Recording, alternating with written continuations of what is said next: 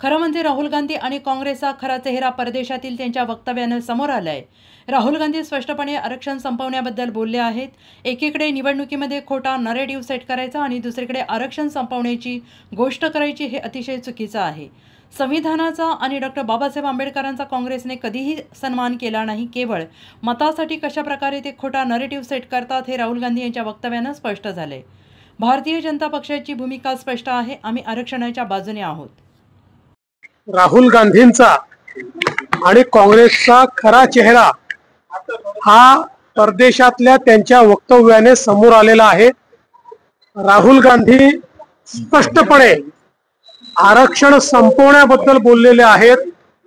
एकीकडे निवडणुकीमध्ये खोटा नरेटिव्ह तयार करायचा आणि दुसरीकडे आरक्षण संपवण्याची गोष्ट या ठिकाणी करायची हे अतिशय चुकीचं आहे।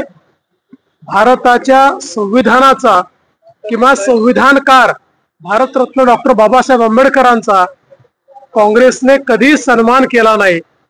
बाबासाहेबांना त्यांनी लोकसभेमध्ये निवडून देखील जाऊ दिलं नाही।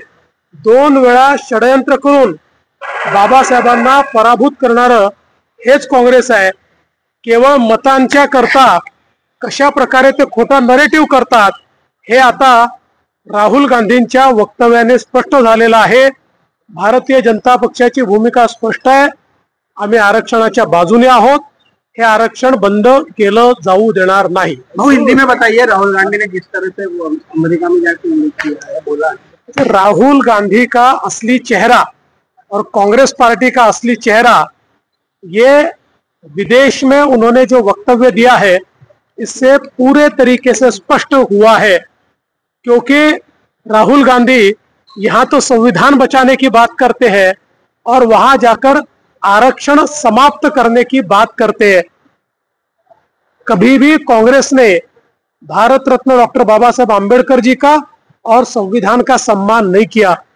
ये वही कांग्रेस है जिसने भारत रत्न डॉक्टर बाबा साहेब आंबेडकर जी को 2 बार लोकसभा में जाने से रोका और उन्हें षड्यंत्र करके पराजित किया।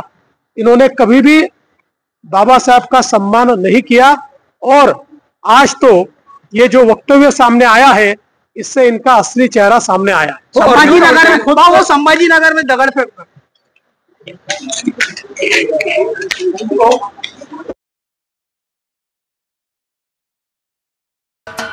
महाराष्ट्राचे सर्वमान्य दैनिक समर्थ गावकरी अहमदनगर, पुणे, नाशिक, जळगाव, धुळे, नंदुरबार, सोलापूर, कोल्हापूर, सांगली, सातारा, मुंबई, ठाणे, पालघर, रत्नागिरी, रायगड, सिंधुदुर्ग, नांदेड, उस्मानाबाद, बीड, औरंगाबाद, नागपूर, गडचिरोली, भंडारा, गोंदिया, अकोला, यवतमाळ, बुलढाणा येथून एकाच वेळी प्रसिद्ध होणारे एकमेव दैनिक, सर्वसामान्य जनतेचे खुले व्यासपीठ।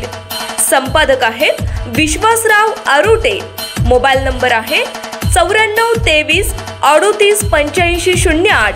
दुसरा मोबाईल नंबर 94 23 46 72 72। तिसरा मोबाईल नंबर 75 88 15 0001। वेबसाईट आहे sgavkari.com। मेल आयडी आहे akl gavkari@gmail.com।